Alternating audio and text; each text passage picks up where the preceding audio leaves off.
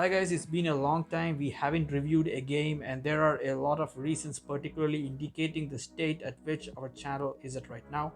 We do want to bring out some insights of the games, and we will be trying out in our other reviews as well, and we assure you that all the views we will be bringing out will be unbiased and relatable to some extent.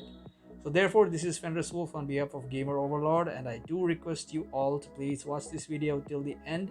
Hit that like as well as the subscribe button, and make sure you click that bell icon so that you get our latest news and updates first. So today we are playing Resident Evil Village, Capcom's latest one, and I have been dying to play it since it arrived on May 7th this year. The game was under protected DRM, so we had to wait for 2 whole months to get this game cracked, and thanks to EMPRESS we are now playing this. So making myself everything else clear, we are getting on to the review. We'll be starting with the minimum system requirements, and for Resident Evil Village you probably need an Intel Core i5-7500 or an AMD Ryzen 3 1200 processor to at least barely run the game, and an NVIDIA Geforce GTX 1050 Ti or an AMD RX 560 for graphical support.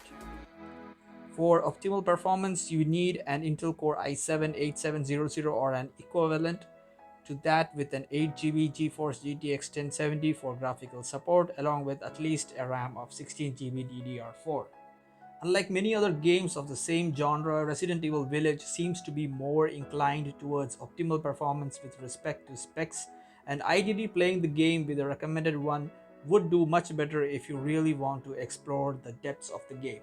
Now coming to the campaign part, Resident Evil Village is the spiritual successor to Resident Evil 7 Biohazard, and it begins with a scene of bliss as Ethan Winters and his wife prepare dinner and look after their reborn.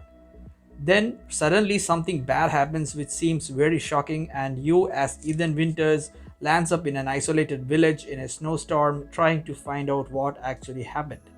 The introduction is sharp and a sudden one, but very effective as the story takes off in a sadistic tone.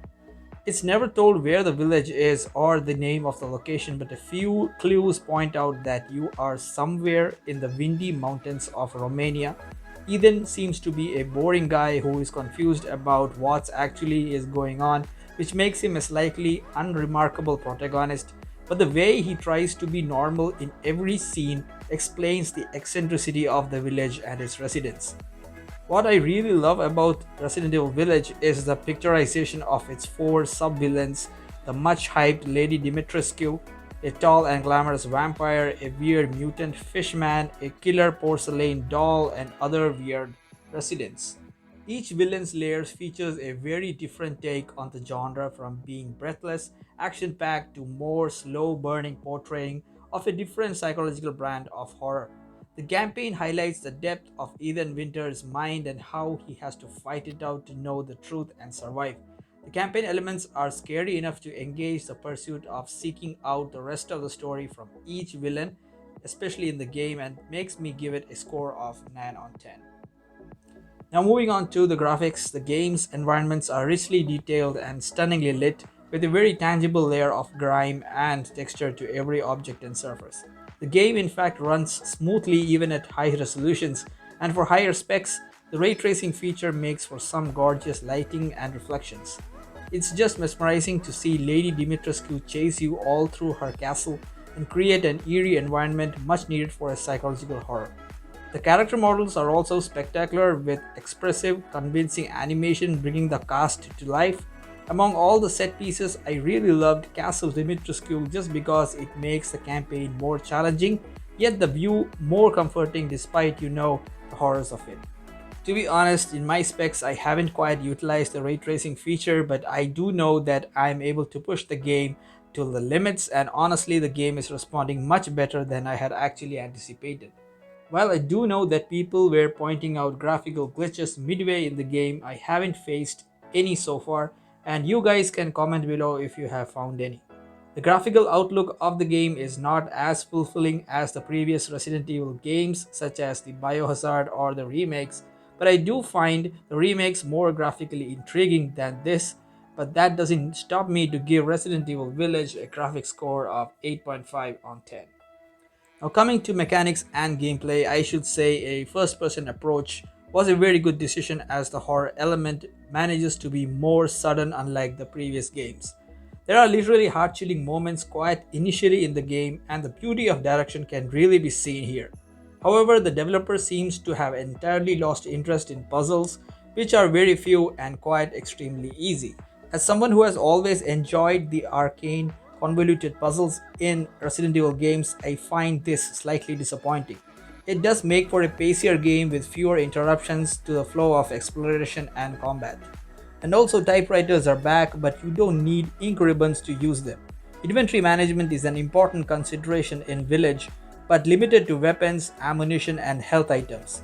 There are no magic item boxes in this game, so if a weapon or some other bulky object is taking up too much space, you will either have to sell it or pay to increase the size of your inventory.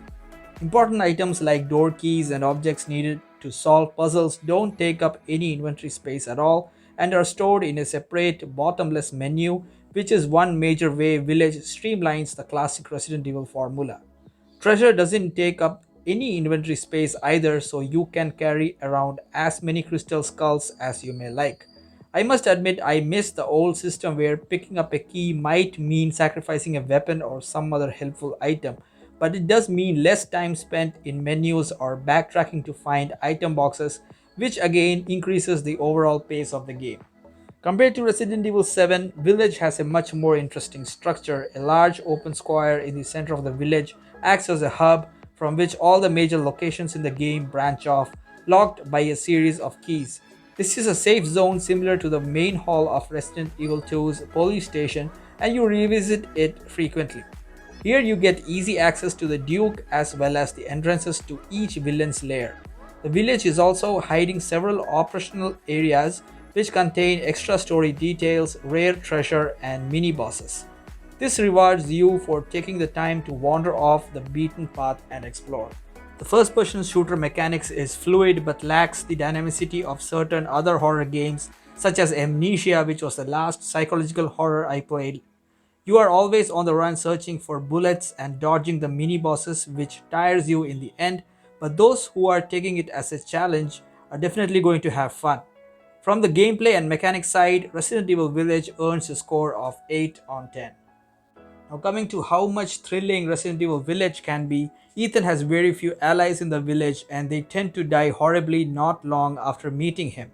But a mysterious character known as the Duke is a constant friend, and he's a merchant with a curiously enigmatic personality and always seems to be one step ahead of you.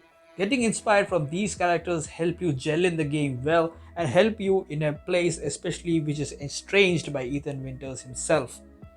In one sense, I do appreciate how Capcom resists the urge to milk its ideas dry, enthusiastically tossing them aside to present something really new to the player.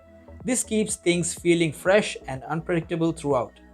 Sometimes I just wish the game would give me more time to soak in all the environment before shoving me through the next room of the haunted house. Elsewhere, the horror is more immediate. For example, Resident Evil 7 had one type of regular enemy, the sludge-like molded. Village features an array of savage horrors called lichens. These feral, snarling creatures come in various forms and you have to regularly switch up your tactics to fight them. The standard grunt lichen isn't overly powerful, but they are agile and athletic, able to leap at you suddenly from a distance and clamber up walls and ladders, which makes for some entertainingly dramatic, fast-paced battles.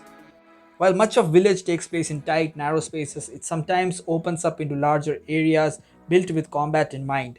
Here you'll find explosive barrels to lure groups of enemies towards you, roofs to climb, houses to slip into, the furniture to drag across doorways to stem the flow of lichens. These sections are enjoyably frantic, but are less interesting than the moments when you don't have to fire your weapon much at all. Village is a decent first-person shooter, but whenever Capcom focuses on atmosphere and tension over action, it's a much better thing. While the campaign seems only 11 hours long with a lot of stuff to do, I give the game a thrill quotient score of 8.5 on 10. While coming to the verdict for Resident Evil Village, I have to be really skeptical. Village can occasionally feel like half a dozen different horror games compiled together. But the strength and variety of its ideas, the quality of the art direction, and its darkly evocative atmosphere more than make up for it. It's a bold and experimental horror game, but also one that leans into the series' past glories, particularly the Resident Evil 4. But I really don't want to compare here. Village is its own game with its own identity, and the elements it borrows from earlier sequels never define it.